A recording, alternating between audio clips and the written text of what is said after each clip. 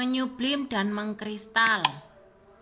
Menyublim adalah peristiwa benda yang berbentuk zat padat berubah menjadi gas. Perubahan zat pada benda disebabkan karena perubahan suhu yang semakin tinggi atau semakin panas. Contoh, pengharum ruangan. Pengharum ruangan dapat banyak ditemukan dalam bentuk padat. Saat bersinggungan langsung dengan udara, ketika bungkus pengharum ruangan telah dibuka, bentuknya yang semula padat semakin lama akan semakin berkurang, bahkan habis.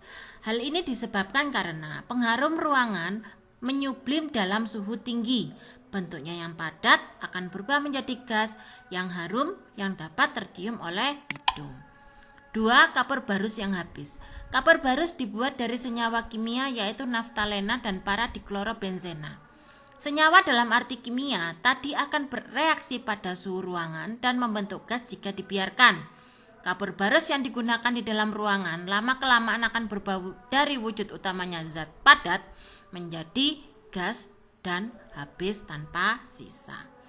Yang ketiga, dry ice yang dibiarkan menjadi gas dan habis. Dry ice atau disebut juga dengan es kering adalah padatan es yang dibuat dari gas karbon dioksida atau CO2. Pada suhu ruangan, es kering akan menguap membentuk CO2. Es kering sering digunakan sebagai efek panggung dalam pertunjukan film. Mengkristal. Salah satu perubahan wujud benda adalah mengkristal. Arti dari mengkristal adalah proses perubahan wujud zat menjadi kristal disebut kristalisasi. Kristalisasi terjadi jika suatu cairan atau zat mengalami pendinginan yang ekstrim sehingga molekul tertentu berkumpul dan menjadi zat padat dan mengeras. Contoh kristalisasi yang pertama, madu. Pernah melihat madu dalam sebuah wadah yang bagian dasarnya terlihat seperti butiran-butiran pasir? Yup, itulah kristalisasi madu.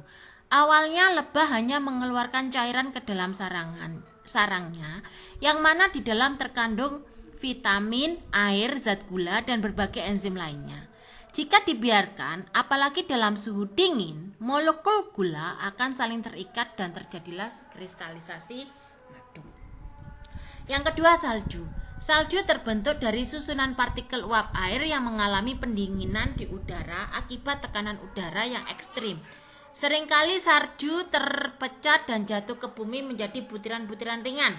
Salju hanya terjadi di negara dengan iklim subtropis seperti di Eropa dan sebagian Asia. Yang ketiga, bunga es. Bisa kita ketemui di sekitar dinding freezer atau lemari es. Dalam tekanan suhu yang sangat dingin, maka akan terbentuk kristal es. Yang terakhir, garam. Garam dibuat dari air laut yang diuapkan dengan sinar matahari dalam petak hingga tersisa kristal-kristal garam.